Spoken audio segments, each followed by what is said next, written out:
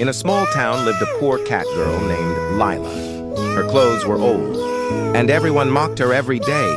"Useless girl," they said. "She will never succeed." But what they didn't know, Lila was learning quietly every night. While others slept, she worked, studied, and never complained. One day, a big problem hit the town.